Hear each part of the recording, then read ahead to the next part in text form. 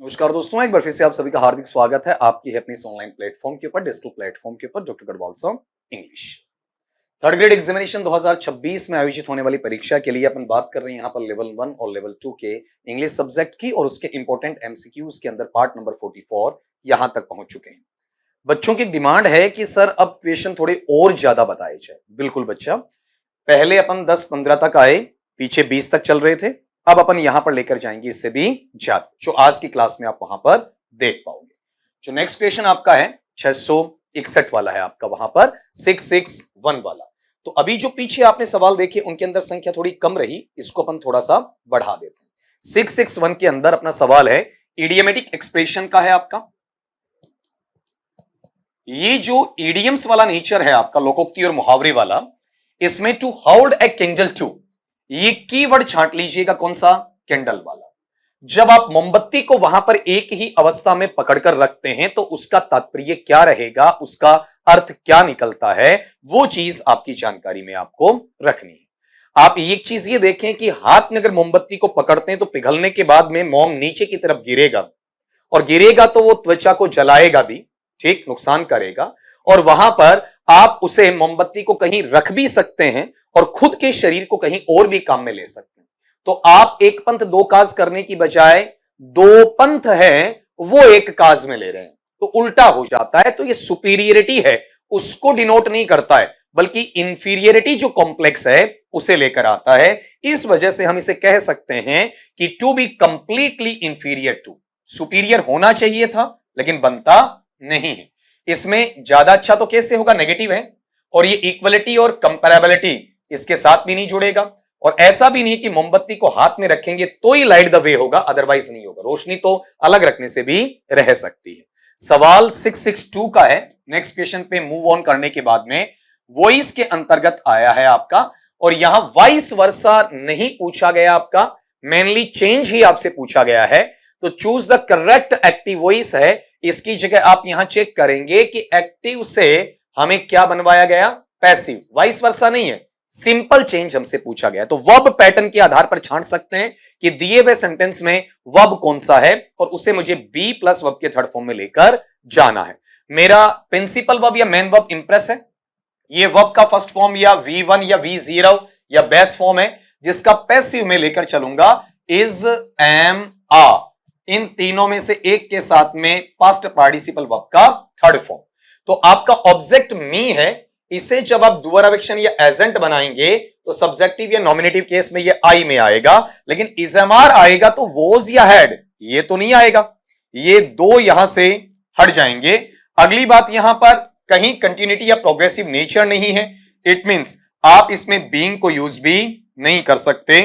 Answerable situation आपकी prefer हो जाएगी, I am impressed very much by his manners. अगर ज्यादा डिटेलिंग पोस्टमार्टम करें तो मी का आई बना, वर्ब के फर्स्ट फॉर्म से आई के साथ सिंटेक्स में एम लगा, वर्ब का थर्ड फॉर्म इंप्रेस का इंप्रेस्ड रहा, रिमेनिंग पार्ट में वेरी मच है, सपोर्टिव प्रीपोजिशन है, बाई रहेगा, सब्जेक्ट का ऑब्जेक्ट आपने बनाया हिज मैनर्स। क्वेश्चन नंबर 3 वाला, ये पार्ट फिर से आपके पास में वोकैबुलरी सेक्शन में आएगा, और वोकैबुलरी सेक्शन के अंतर्गत ये एंटोनिम का है, अपोजिट का है, डिफरेंट इन मीनिंग का है, विलोम शब्द का रहा। शब्द हमें दिया गया इनएडवर्टेंट। शब्द क्या है आपका? इनएडवर्टेंट। इनएडवर्टेंट का मतलब होता है जब आप बिना किसी इरादे के, अनिच्छा से, unintentionally, unwillingly, without any wish आप ऐसा काम करते हैं, वो होता है इनएडवर्टेंट। अपोजिट क्या होता है? जिसे आपने जानबूझकर किया हो, यहां पर इसका विलिंगली या डेलिबरेटली, ठीक, फुल ऑफ विशिंग पार के साथ होता है। तो यहां पर इनमें से ये शब्द मुझे मिल रहा है डेलिबरेट का। एक्सीडेंटल तो एट ए सडन होता है, अनइंटेंशनल इसका सिनोनिम है, स्पॉन्टेनियस आपकी कंटिन्यूटी को शो करने वाला है। नेक्स्ट क्वेश्चन पे मूव ऑन करोगे तो ये ट्रांसफॉर्मेशन के अंतर्गत रखा जाता है, जहां पर सेंटेंसेस के अलग अलग टाइप आपको देखने को मिलते हैं। सिंपल है, कंपाउंड है और आपका कॉम्प्लेक्स है। तो यहां एक ऐसा स्ट्रक्चर जो कि कॉम्प्लेक्स कंपाउंड सेंटेंस का होता है, उसमें आप किसको शामिल करते हो?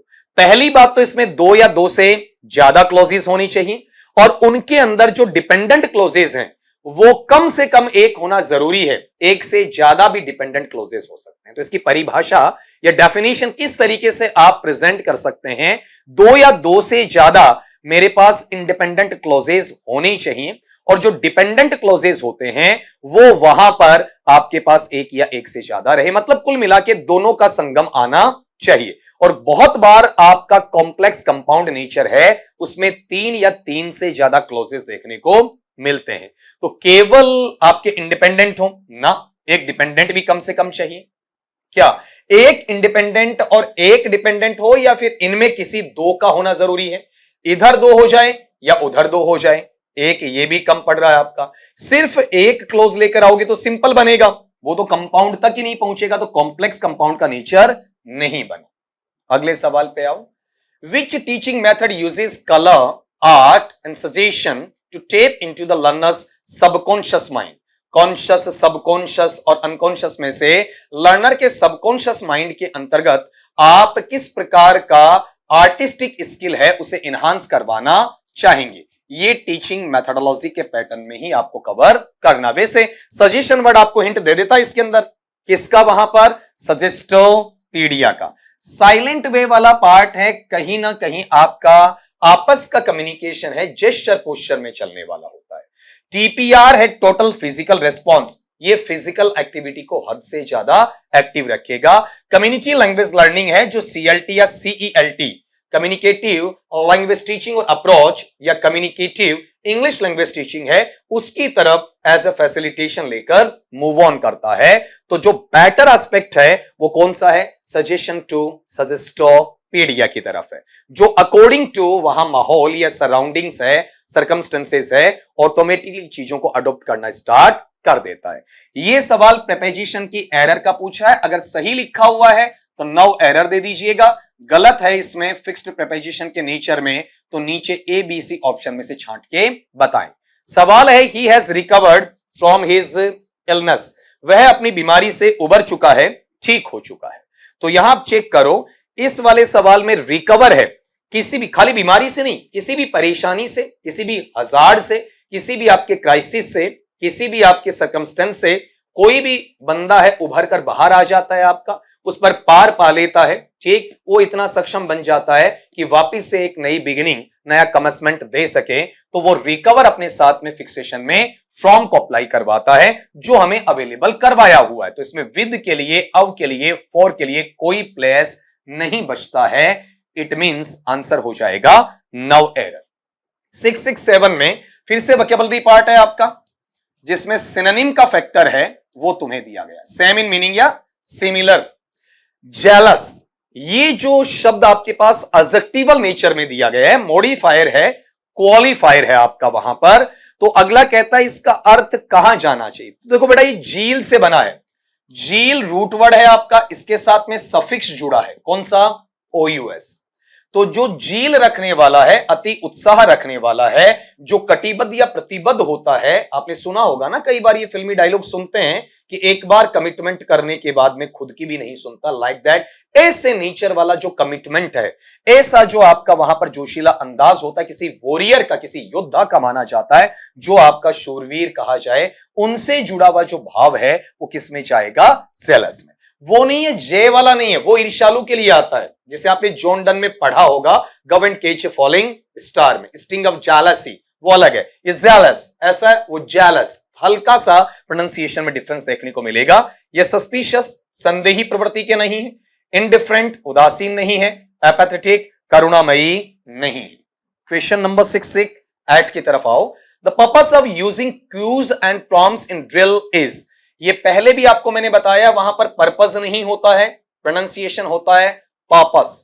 यहां जय साउंड नहीं, से साउंड देखने को मिलेगा, जो प्योर कॉन्सोनेंट साउंड रहेगा आपका, मोनोप्थोंग टाइप के नेचर में, से वाउल में होता है, वैसे कॉन्सोनेंट में भी आपकी प्योरिटी वाला पार्ट चाहिए, कहीं पर ये चय, शय, जय ऐसा साउंड नहीं रहेगा। ये भी आपका पीटीई या प्रिंसिपल्स ऑफ टीचिंग इंग्लिश के अंतर्गत रखा जा सकता है। तो आप इन दोनों चीजों का सहारा लेके किधर बढ़ेंगे, या किस सेक्शन की तरफ आप इसे वहां पर इंडिकेट करते हैं। तो आप ये चेक करो, इसमें दो पार्ट आए, कौन सा?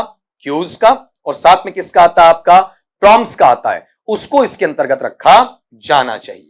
तो ये चीजें बच्चों को गाइड करने के लिए होती हैं, उनके लिए हिंट दिए जाते हैं कि वो सही जो विकल्प है उसकी तरफ, सही जो आपका रिस्पॉन्स होता है उसकी तरफ एक कदम आगे बढ़ाएं। ये बच्चों को कंफ्यूज करने के लिए नहीं होती हैं, ये बच्चों की गति को धीमा करने के लिए नहीं होती हैं, या उनकी मेमोरी है उसे जांचने के लिए नहीं होती।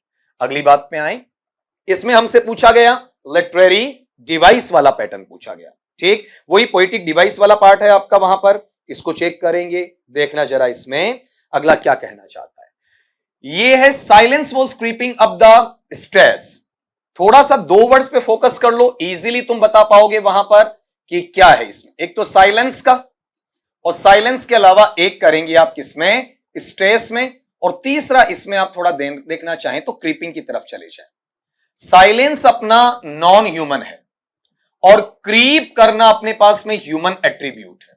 ठीक, और क्रीप किधर, टुवर्ड्स द ऑब्जेक्टिफिकेशन, उधर कर रहा है। अगर स्ट्रेस भी तुम कॉम्प्लेक्स नेचर में ना समझना चाहो तो दो वर्ड भी काफी है तुम्हारे, कि जब नॉन ह्यूमन में ह्यूमन एट्रीब्यूट एप्लीकेबल हो जाता है उसे पर्सोनिफाई करना कहते हैं, मानवीकरण करना या व्यक्तिकीकरण का भाव कहते हैं। सिमिली वाला पार्ट क्यों नहीं होगा इसमें, सव, लाइक, एज या ऐसे ही कोई सिग्नल वर्ड्स आपके रहेंगे जिनके तहत आप क्या करते हैं, कंपैरिजन बताते हैं, तो वो इसमें कहीं नहीं है कंपैरिजन। मेटाफोर में भी कंपैरिजन है, लेक चाहे इंप्लिसिट एक्सप्लिसिट जैसा भी, बट वो भी कम से कम कंपैरिजन तो शो करेगा, कंपैरिजन कहीं नहीं है। अल्यूजन, भ्रम वाली स्थिति तो इसमें आती नहीं है। आपने तो क्या किया, नॉन ह्यूमन में ह्यूमन एट्रीब्यूट डालने का काम किया है। नेक्स्ट क्वेश्चन की तरफ देखना, choose the sentence with the correct use of inversion. ये चीज पहले भी आपको सिखाई है कि जो शब्द आपके आगे जाने चाहिए उनको आप पहले लेकर आते हो, तो स्ट्रक्चर या सिंटैक्टिक नेचर को आप हिलाते हो, बट उसका सिमेंटिक नेचर नहीं बिगाड़ते हो, उसका अर्थ वही रहेगा, उसकी संरचनात्मक प्रवृत्ति है उसको आप इधर उधर करते हो। तो आपने देखा हो कि रैली के बाद में आप यहां गौर करें, आई अपनी जगह है, ऑक्सिलियरी अपनी जगह है, प्रिंसिपल वर्ब अपनी जगह है, इन्वर्जन नहीं हुआ। यहां देखते हो आई हैव, इन्वर्जन नहीं हुआ, या आई के साथ प्रिंसिपल वर्ब है, इन्वर्जन नहीं हुआ। लेकिन यहां देखोगे रेयरली, ये तो एडवर्बियल पार्ट है, एडवर्ब आपका फ्रीक्वेंसी प्लस मैनर दोनों को काउंट करवा देता है, लेकिन ये जो आई हैव सीन को आपने क्या लिखा है, हैव आई सीन लिखा है, यही पार्ट किसमें आ गया, इन्वर्जन में आ गया। इन्वर्जन में जो आपकी ऑक्सिलियरी हैं, उन ऑक्सिलियरी को डूअर ऑफ एक्शन या एजेंट के पहले रखा जाता है। हालांकि मीनिंग में फर्क नहीं रखेगा, और ऐसा भी नहीं कि वो इंटरोगेटिव बना गया, प्रश्नवाचक भी नहीं बना रहा है। जनरली आप देखते हैं कि ऑक्सिलियरी में हैव पहले आ रहा है, डूअर ऑफ एक्शन आई बाद में आ रहा है, प्रिंसिपल वर्ब आपका बाद में आ रहा है, तो वहां तो लास्ट में मार्क ऑफ इंटरोगेशन या इंटरोगेटिव मार्क होना चाहिए, नहीं है ना। इट मींस यही पार्ट इन्वर्जन, अदरवाइज वो सिंपल इंटरोगेटिव स्ट्रक्चर हो गया, वहां इन्वर्जन काउंट नहीं होता है। 671 में ये फिर से आपका वोकैबुलरी सेक्शन में सिनोनिम का पार्ट, इसे साइनोनिम मत पढ़ना भाई। ये जो पैटर्न आपके पास में आता है, ये पैटर्न किसमें जाएगा, सिनोनिम, साइनोनिम, सिनोनिम ऐसा नहीं पढ़ेंगे। The word prodigal means, prodigal होता है अपव्ययी, हद से ज्यादा खर्चा करने वाला, पैसा पानी की तरह बहाने वाला, अनावश्यक तौर पर खर्चे करने वाला, वो वेस्टफुल अंदाज का मानव, या फिर लेविश, यूं लगता है कि पैसे की उसे कद्र ही नहीं है, वो इंसान प्रोडिगल में आता है। फ्रूगल है, वो कहीं ना कहीं मितव्ययिता के नजदीक चला जाता है, केयरफुल, सावधानी के साथ में खर्च करता है। टैलेंटेड तो आईक्यू लेवल या इंटेलिजेंस क्वोशंट के साथ जुड़ जाता है, उसका मितव्ययी अपव्ययी से कोई लेना देना नहीं। The main goal of functional grammar, जिसे हम सिस्टमेटिक फंक्शनल लिंग्विस्टिक्स के तहत जानते हैं, is to understand language in terms of, ये कंटेंट आपका निकला है टीचिंग ऑफ ग्रामर से। ये जो पैटर्न आपका आ रहा है, ये निकलता बच्चा टीचिंग ऑफ ग्रामर, व्याकरण के अध्यापन से, व्याकरण के शिक्षण से। जैसे अपन बोलते हैं teaching of pros, teaching of poetry, teaching of grammar, teaching of composition, वैसे यहां पर ये सेक्शन आपके पास इन चारों में से एक डाल दिया गया। अब इसमें नोशनल ग्रामर की बात नहीं हो रही है, फंक्शनल की बात हो रही है, जो लिंग्विस्टिक्स के अंदर का एक ब्रांच है, सिस्टमटाइज वे में सिमेंटिक नेचर है, उसको इंप्रेसिव अंदाज में प्रेजेंट करना। फंक्शनल वो है जो समाज में काम में लिया जाए और सामाजिक लोगों के लिए भी बेनिफिशियल होना चाहिए। किताबों तक या नियमों तक सीमित नहीं होना चाहिए, एक डिडक्टिव अप्रोच में, निगमनात्मक अप्रोच में नहीं आना चाहिए, प्रैक्टिकल वे में जो सब लोगों के काम आता है और ग्रेडेड मटेरियल होता है, सिंप्लीफाइड नोशन के साथ में देखने को मिलता है, जिसे हम कहते हैं it's use in social context. ये सोशल नहीं होगा बेटा, सोशल होगा।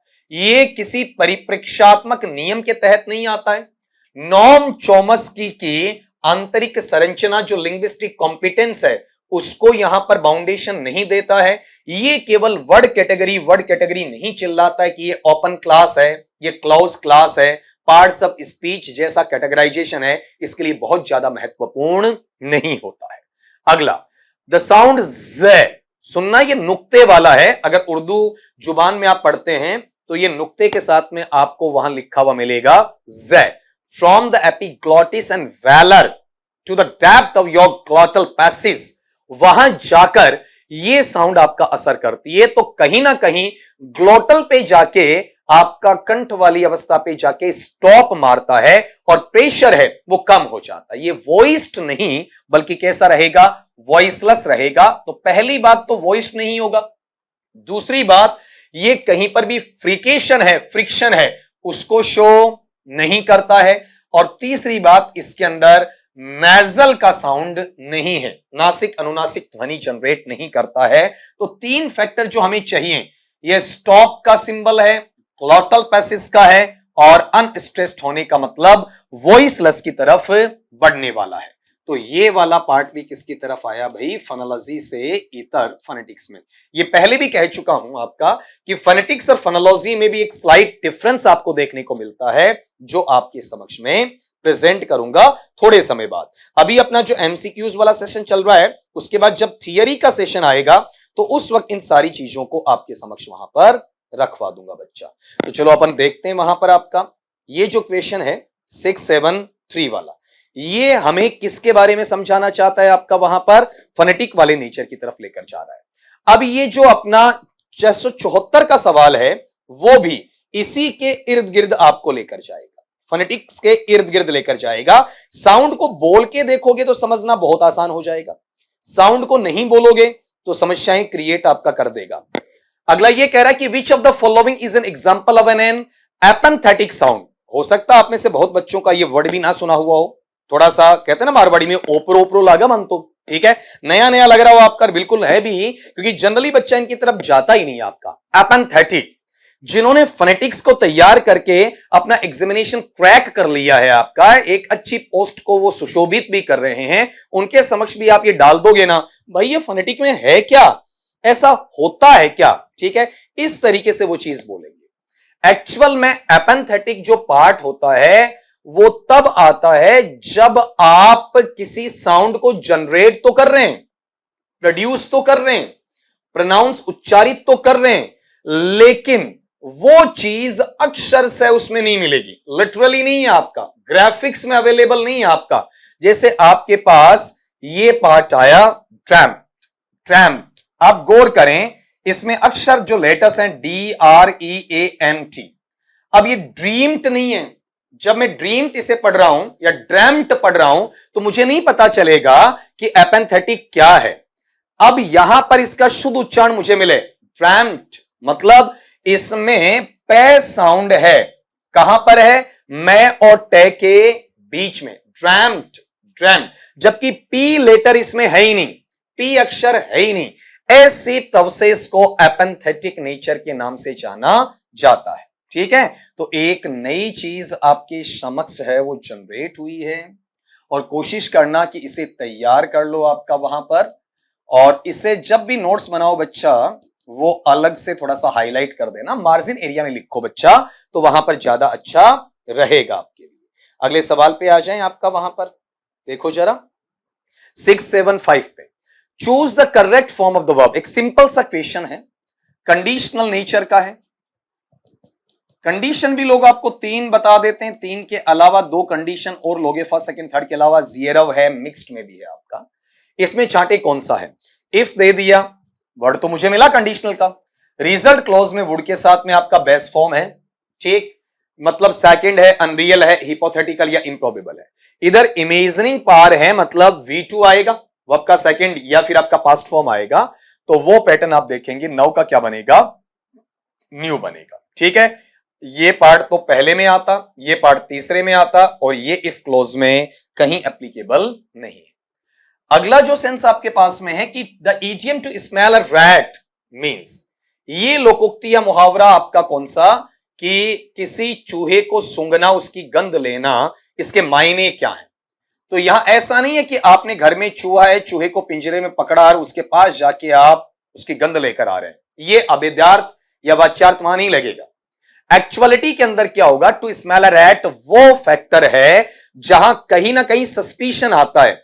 जैसे कहीं अगर कमरे में बदबू आ रही है तो आप कहते हैं यार कोई चूहा हुआ तो नहीं मर गया रे। ठीक है, जब आप सस्पिशन का नेचर लेते हैं, इसका कीवर्ड क्या है, कीवर्ड ये है स्मेल, रैट नहीं है, रैट कीवर्ड नहीं है। आप जहां जाते हैं यूं नाक से करना स्टार्ट कर देते हैं, मतलब कहीं ना कहीं आपको किसी के बारे में डाउट या सस्पिशन है वो गंध को लेकर। क्या है वहां पर, अरे यार जलने की बू आ रही है, तुझे आ रही है क्या, ठीक है, अरे यार ये स्मेल कहां से आई है आपका, ठीक है, वो जो फैक्टर है सस्पिशियस नेचर का, उसे अपन बोलते हैं टू स्मेल है राइट के पैटर्न में। तो वहां फाउल की स्मेलिंग नहीं, भूखे होने का कहीं सेंस नहीं, एपेटाइट से मतलब नहीं, ठीक, चूहे का शिकार करना मतलब ही नहीं, मजाकिया लहजा हो गया है तो आपका। टू सस्पेक्ट समथिंग रॉन्ग, आपको लगा कुछ गलत हो रहा है और उसके बारे में सबूत नहीं अभी आपके पास, केवल आप शक जाहिर कर रहे हैं, अपना संदेह वहां अभिव्यक्त कर रहे हैं। 677 का सवाल, यह सवाल अपने पास में आता है जो मल्टीलिंगुअलिज्म है उस टॉपिक से जुड़ा हुआ। मल्टीलिंगुअलिज्म के मायने होते हैं बहुभाषिकता या बहुभाषावाद। एटलीस्ट 3 लैंग्वेजेस और मोर देन 3 लैंग्वेजेस, 3 या 3 से ज्यादा भाषाएं हैं, उनका एक ही सेंटर पॉइंट पे क्या करना, आपका वहां पर संगम रखना, और साथ में उसका टीचिंग लर्निंग प्रोसेस में एक ब्रिज है उसे तैयार करना। ये पार्ट किसका है, मल्टीलिंगुअलिज्म का। ज्यादातर ये क्लासेस में स्कॉलर्स में मिलेगा और टीचर के लिए टीचिंग टाइम में आपका एक चैलेंज क्रिएट करने वाला बोला जाएगा, एक चैलेंजिंग एस्पेक्ट उसके लिए वहां पर बन जाता है। ठीक है, तो इस पैटर्न पे अगर तुम चेक करो तो वहां सीधा सीधा तुम्हें 3 या 3 से ज्यादा भाषाएं हैं उनकी तरफ देखना है आपका वहां। तो देखो इसमें कहां लेकर आएगा कि जो लर्नर है, लर्नर 3 या 3 से ज्यादा भाषाओं में भाषाई कोडिंग करेगा, इनकोडिंग डिकोडिंग करेगा, और लिंग्विस्टिक जो आपका सिस्टम है उसमें अपना खुद का अप्रोच है वो क्रिएट करके वहां पर लेकर आ जाएगा। ठीक है, ये पार्ट किसमें आता है, वहां पर आपके लिए मल्टीलिंगुअलिज्म है उसके साथ में देखा जाता है। लेकिन एक चीज ये है कि जो इंटर लैंग्वेज है, अंतर भाषाई, तो जो इंटर लैंग्वेज है, इंटर लैंग्वेज केवल 2 भाषाएं तो आपकी स्टेट या आपके नेशन के अंतर्गत भी तो हो सकती हैं, यहां पर उनसे बाहर जाने की बात बताई जाए वो इंटर लैंग्वेज में आती है। 2 प्रीफिक्स हैं, इंट्रा और इंटर। इंट्रा होता है उस बाउंड्री के अंदर, जैसे भारत के अंदर तमिलनाडु का व्यक्ति राजस्थान वाले व्यक्ति से बात करे उन भाषाओं में, तमिल और राजस्थानी में, तो वहां पर यह पार्ट इंट्रा लैंग्वेज के मैनर में आता है। लेकिन अगर मैं कहता हूं कि बाहर अरब देशों में जाकर और इंडियन आदमी हिंदी और अरबी का और वहां की जो रीजनल लैंग्वेजेस हैं, डायलेक्ट्स हैं, यहां वाली जो रीजनल लैंग्वेजेस हैं, डायलेक्ट्स हैं, इनका मिक्सेशन करके देखे तो वह पार्ट इंट्रा लैंग्वेज की बजाय इंटर लैंग्वेज की तरफ प्रोसीड कर जाता है। तो ये खुद की उसकी ऑन डेवलपिंग है, किसमें, लिंग्विस्टिक सिस्टम के तहत। ये कहीं पर भी कोई सार्वभौमिक व्याकरण या प्रतिदर्श या प्रतिमान नहीं हो सकता है। या लैंग्वेज 1 और लैंग्वेज 2 है आपका, मदर टंग और टारगेट लैंग्वेज, उसके बीच में कहीं गैप जनरेट करना नहीं होता है। या फिर एक ही कॉन्वर्सेशन में 2 भाषाओं का संयोजन हो तो सकता है, लेकिन वो क्लियर होना चाहिए कि वो इंटर है या फिर इंट्रा है, जो यहां नहीं दिया हुआ। 678 पे बड़ा ही इजी से सवाल पूछ लिया गया आपका, मिस स्पेल्ड, अशुद्ध वर्तनी का। तो ये एक वर्ड है जो विशेष अधिकार होता है आपका, प्रिविलेज। ठीक है, इसका स्पेल होता है PRIVILEGE। इसे जब भी आपसे पूछा जाएगा तो आपको गलत स्पेलिंग्स में अमूमन ये डी लेटर अवेल करवा दिया जाएगा, और यही आपकी पहचान है कि इसमें डी अप्लाई नहीं होगा। 679 की तरफ बढ़े आप वहां पर, the verb to placate means, ऐसा क्रिया शब्द जिसके अंतर्गत आपको वहां पर इंफिनिटिव नेचर में, नॉन फाइनाइट नेचर में प्लेकेट के मीनिंग को प्रेजेंट करना है, non finite to non finite ही प्रेजेंट करना है। एक चीज ध्यान रखना है इसमें, non finite to non finite ही प्रेजेंट करना है, इसे फाइनाइट टर्म की तरफ लेकर नहीं जाना है। चार है इसमें। पहला आपको दिया गया कौन सा, टू एंगर, किसी पर गुस्सा करना। दूसरा इसके अंतर्गत दिया गया आपका टू इग्नोर, किसी की उपेक्षा करना, किसी की वहां पर अवहेलना किया जाना आपका, ठीक। फिर उसके अंतर्गत एक और चीज आपको वहां दी गई, टू मेक लेस एंग्री और हॉस्टाइल। आप किसी को क्या करते हैं, क्रोधित और दुश्मनी भरे अंदाज में देखने के बाद इस तरीके के गट्स काम में लेते हैं कि धीरे धीरे उसका गुस्सा ठंडा हो जाता है। वो इंसान है, उसे आप ठंडे छींटे दे देते हैं, मान के चलते हैं जैसे इसे गुस्सा आया ही नहीं, काम डाउन करते हैं। 10 से लेके 1 तक गिनती गिनवाने माफी, 10, 9, 8, 7, 6, 5, 4, 3, 2, 1, लाइक दैट। इस तरीके से उसका जो मैनर है उसे आप वहां पर कंट्रोलिंग नेचर में रख देते हैं। और फिर चौथा पार्ट है टू क्रिटिसाइज, उसकी आप क्या करें, आलोचना करें।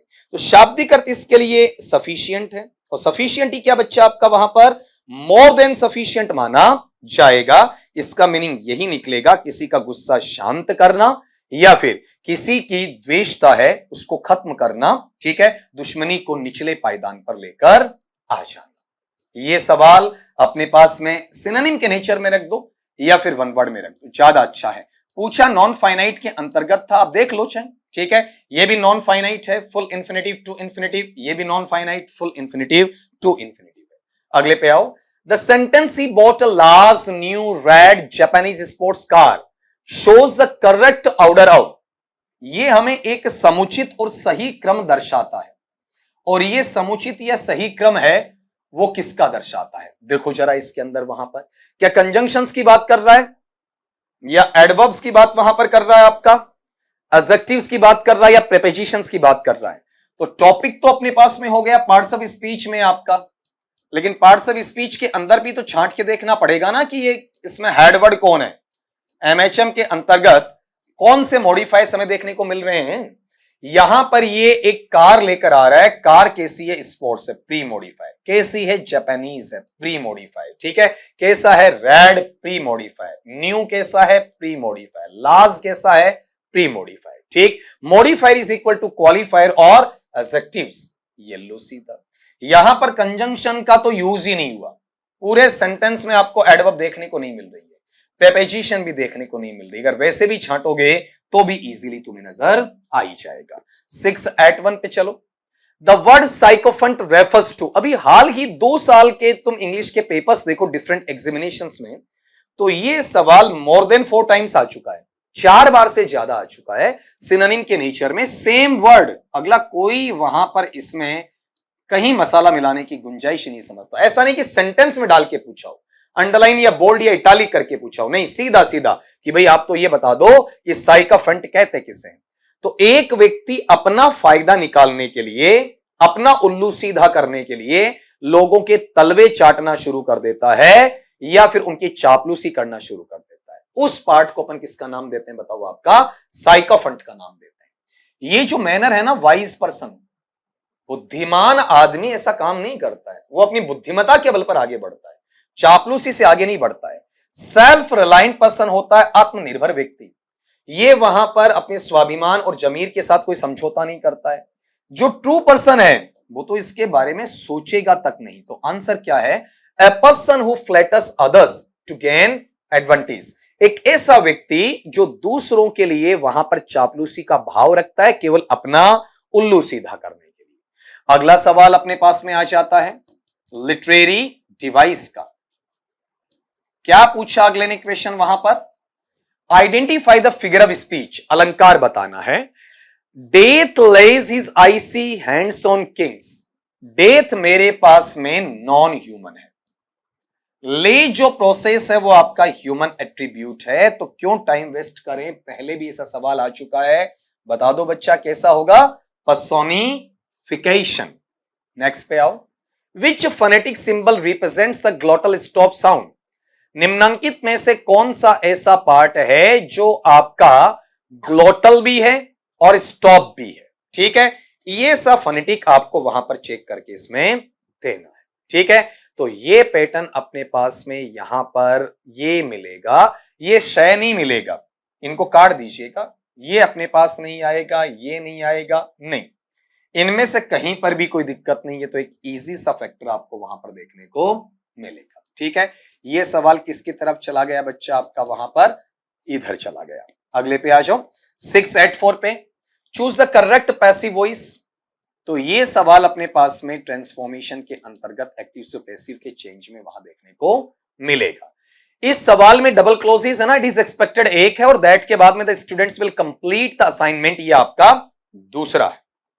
इसमें चेक करो कि आपके पास में यहां पर इट इज एक्सपेक्टेड को आपने ऐसा कैसा रख दिया, तो आगे आप दैट वाला कैसे टू में चेंज करोगे, ये तो नहीं होना चाहिए, अभी गलती पकड़ रहे हैं अपन। फिर अगली चीज यहां पर यह है कि आप विल वाला पार्ट लाते हैं तो विल के साथ में बी लगना चाहिए, पैसिव बनाते हैं। ठीक है, तो जैसे मैंने ये लिया कि द स्टूडेंट्स, ये सब्जेक्ट का पार्ट यहां पर लेकर चलें कि द स्टूडेंट्स आर एक्सपेक्टेड, ठीक है, टू कंप्लीट द असाइनमेंट, बिल्कुल यहां पर ये कोई दिक्कत पैदा नहीं करेगा। फिर the assignment will be completed by the students, इसमें प्रॉब्लम ये आएगी कि इट इज एक्सपेक्टेड वाला पार्ट इसके अंदर कंप्लीशन नहीं देता है। आगे वाले पार्ट में the assignment is expected to be completed by the students, ये भी करीब करीब नोशन आपको वहां पर शो कर देता है। तो इसमें मेरे पास में आंसरेबल सिचुएशन बी और डी किसी केस में नहीं होगा। अगर इसमें ऑप्शन मिलता कि बोथ ए एंड सी तो ये ज्यादा बेटर होता, और अगर इसके साथ में आप ये देखो कि फ्यूचरिस्टिक नोशन ज्यादा अच्छा यहां मिलेगा और सेकेंडरी आपको यहां पर मिल जाएगा। दो मतलब पेपर जब आएगा, ये जो तुम्हारे लिए डिजाइन किया गया, इसमें दोनों तरीके तुम्हें क्वेश्चन के आंसर्स के दे दिए गए। ठीक, परीक्षा में जब आना है तो इनमें से एक मिलता है, तुम चाहो कि सर हमारा मिस फॉर्च्यून है, दुर्भाग्य रहा, दोनों ही आ गए, तो भी इसकी प्राथमिकता तुम्हें बता दी है। 685 में ये फिर से अपना सवाल बन रहा है, ये बनेगा आपका वहां पर केवल और केवल कम्युनिकेशन स्किल्स का, बस इसके अलावा नहीं है। इसमें आप ऐसा माने कि कोई डीपर मेथड का, बिल्कुल नहीं। The goal of curriculum planning, आपके पाठ्यक्रम की जो पाठ्यचर्या और पाठ्य योजना की जब आप बात करते हैं, उसका लक्ष्य है कब, लैंग्वेज टीचिंग में, भाषा के अध्यापन में, तो क्या होता है। तो आपका जो प्रॉपर ऑर्डर है, नॉर्मल ऑर्डर है आपका, वो आपको पता होना चाहिए। नेचुरल ऑर्डर है सिखाने का, वो कौन सा है, लिसनिंग, स्पीकिंग, रीडिंग और राइटिंग, इसके अंतर्गत वहां इसे देखा जा सकता है। तो ये जो फैक्टर है कौन सा, केवल ग्रामर रूल्स, इससे नहीं सिखाया जाएगा। टेक्नोलॉजी के यूज को अवॉइड करना, ये नहीं आएगा, और जो आपका मैक्सिमम होमवर्क है उसको असाइन करना, ये भी इसमें शामिल नहीं किया जाएगा। 686 की तरफ आ जाए। सेंटेंस को आपको करेक्ट करना है, इस सवाल को जिस सेक्शन में डालो वो अपने पास में आ जाएगा स्पॉटिंग एरर में, या फिर आपका बेटा वहां पर कॉमन एरर में, उसके अंतर्गत इसे रख दो। आपका ये कहा कि वह उन लेखकों में से एक है जिसने बुकर प्राइज जीता है। लिटरेचर के सेक्शन में या इसके फील्ड में बुकर प्राइज बहुत बड़ा नाम होता है आपका, तो आप इसमें यूज करें सिंटैक्स का, सब्जेक्ट वर्ब अग्रीमेंट या कॉन्कर्ड का, जहां पर रिलेटिव प्रोनाउन के पहले वाला जो एंटीसीडेंट या पूर्व पद है, ये डिसाइड करता है कि आपका वर्ब सिंगुलर होगा या फिर प्लूरल होगा। तो यहां चेक करो, ये राइटर्स प्लूरल है तो हैज नहीं बच्चा, क्या रहेगा आपका, हैव रहेगा। That's why we are selecting the option A there. ये बाकी में कोई सेंस नहीं। नेक्स्ट पे आ जाओ। अगला सवाल कि the idiom to die in harness, APJ Abdul Kalam साहब की आप बात करें, अबुल पाकिर ज़ैनुलाब्दीन अब्दुल कलाम आजाद साहेब की, वो काम करते करते स्वर्ग सिधार गए, उनका इंतकाल हो गया, आत्मा परमात्मा में विलीन हो गई। ठीक है, तो ये जो पैटर्न होता है कि वर्किंगनेस में वर्कोहलिक नेचर के पीपल होते हैं, वो मरते दम तक काम करते रहते हैं और ईश्वर भी उनके साथ होता है, एक आसान मृत्यु उन्हें वहां पर देता है। वही जो फैक्टर है वो बोला जाता है वर्किंग इन हार्नेस और वही पार्ट टाई इन हार्नेस। ठीक है, वर्किंग इन हार्नेस कहीं ना कहीं ऑक्सीमोर्निकल स्टेट चला जाएगा, लेकिन आप एक सिंप्लीफाइड मैनर में कह दो कि टू डाई इन हार्नेस मतलब to die while on duty. जब आप अपना काम कर रहे हो उसी वक्त आपको मृत्यु आलिंगत कर देती है, वो होता है टू डाई इन हार्नेस के नेचर में लिया जाता है। ये सवाल आपका इडियोमेटिक सेक्शन के अंदर रखा जा सकता है। वोकैबुलरी में आ गया 6 8 ये तुम्हारे पास में फोनोलॉजी फोनेटिक इनसे जुड़ा हुआ क्वेश्चन कि the study of how speech sounds are produced by the vocal organs is known as. इसे तुम इसके अंतर्गत ले लो तो भी कोई दिक्कत नहीं।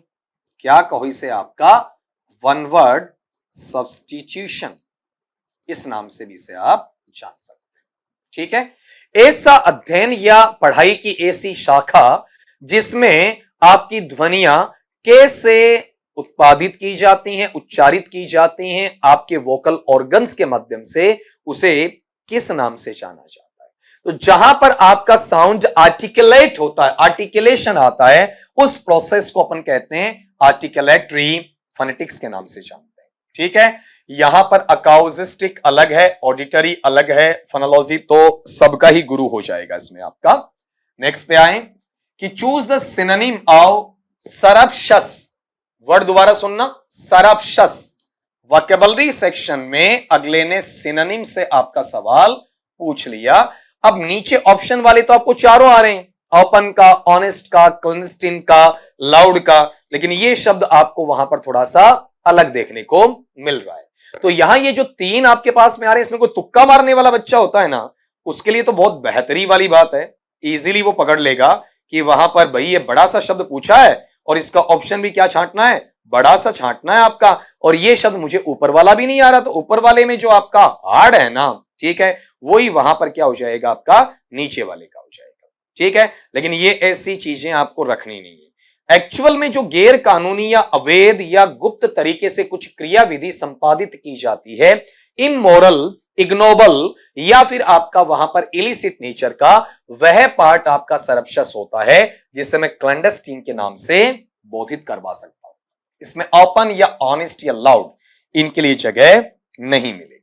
नेक्स्ट थिंग पे आए बच्चा आपका वहां पर कि the term interpersonal function of language as described by Halliday, Michael Halliday, relates to. ये हमारे पास में फिर से सिद्धांत है PTE, principles of teaching English का, कि इंटरपर्सनल जो फंक्शन है वो क्या कहता है। इंट्रा और इंटर तो आज की क्लास में आपको सिखाया ना मैंने, उसी के अंतर्गत इनका जवाब दे दीजिए आप। वहां पर इंटर है, इंटर बाह्य के लिए आ जाएगा वहां पर। तो जब आप सामाजिक स्तर पर क्या करते हैं, बाह्य संबंध स्थापित करते हैं और परस्पर क्रियात्मक अनुबंध करते हैं, वो पार्ट आता है इंटरपर्सनल फंक्शन में। इसमें ऐसा नहीं है कि एक व्यक्ति केवल अपने आइडियाज और एक्सपीरियंसेस को एक्सप्रेस करे, अपने विचार और अनुभव को अभिव्यक्त करे, इतना ही सीमित नहीं है। यहां किसी टेक्स्ट को ऑर्गेनाइज करने का तो कोई औचित्य ही नहीं है आपका, या फिर केवल भाषा के बारे में खुद ही बात करता रहे आपका, चाहे ऑडियंस हो या ना हो, नहीं।